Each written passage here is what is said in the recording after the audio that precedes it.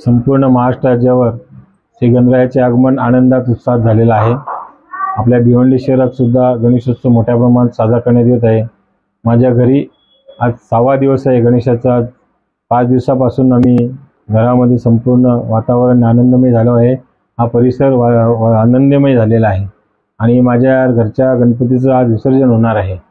तर संपूर्ण भिवंडी शहरवासियांना आणि संपूर्ण आमच्या कामगारवासियांना या गणेशोत्सवाच्या निमित्ताने शुभेच्छा देईन आणि गणरायाला प्रार्थना करेन की संपूर्ण हा परिसर, संपूर्ण भिवंडी शहर हा चांगल्या आरोग्याने आणि सर्व ज्या भिवंडी शहरातील समस्या असतील त्या सोडवून आपलं विसर्जन व्हावं असं मला वाटते। कारण भिवंडी शहरात अनेक प्रकारच्या समस्या आहेत, अनेक प्रकारचे प्रश्न आहेत, ते प्रलंबित राहिलेले आहेत।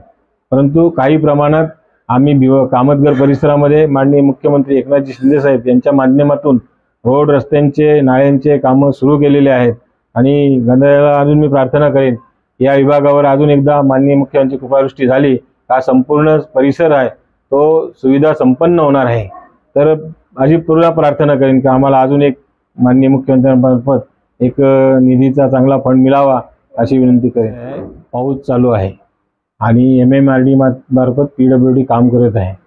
जास्तीत जास्त मी जो निधी आणलेला आहे त्यावर मी जास्तीत जास्त निधीवर लक्ष देऊन गणेश उत्सवापूर्वी आमचा राहुल नगर ते गणपती मंदिर पुढे ताडाली पाईपलाईनपर्यंत जाणार आहे। परंतु हा जो रस्ता आहे तो बनवून आता तुम्ही जाऊन बघू शकता की पूर्ण रस्त्याचं काम झाले आहे, साईडच्या गटरीचं काम बाकी आहे, ते गणेश उत्सवानंतर होईल।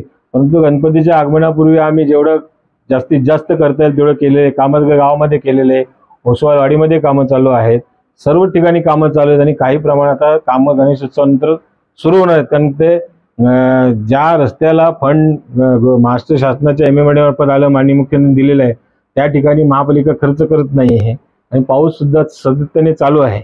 ह्या रस्त्यांचं बाकी कामं आता गणेशोत्सवानंतर चालू होतील। कारण गणेशोत्सवाच्या मंडळांचे गणपती जाण्या येण्याची तात्पुरती टेम्पररी डागडुजी केलेली आहे आणि समस्या भिवंडी शहरातल्या संपणार नाही। परंतु काही प्रमाणात आम्ही एक भाग घेतलेला तर समस्या पूर्ण सोडवण्याचा आम्ही प्रयत्न करणार आहोत। सर्व भिवंडी शहरवासियांना, महाराष्ट्रवासियांना ज्या गणेशोत्सवाच्या शुभेच्छा देतो।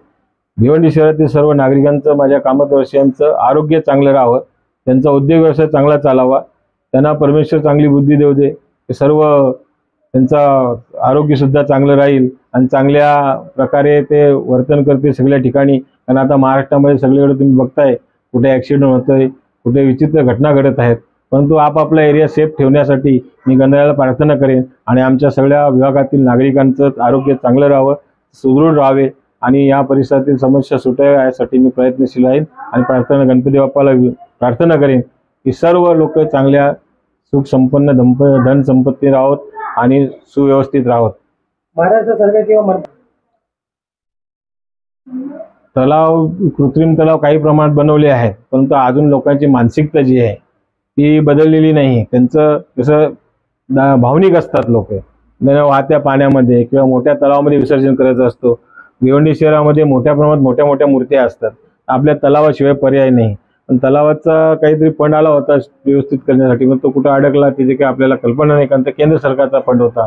परंतु तलावाच्या माध्यमातून आम्ही सुशोभीकरणाचा लवकरात लवकर प्रयत्न करू आणि चांगल्या प्रकारे तलाव होईल आणि या ठिकाणी लोकांना चांगल्या प्रकारे सुविधा मिळेल, वातावरण चांगलं राहील या तलावाचं, असा प्रयत्न चालू आहे आमचा।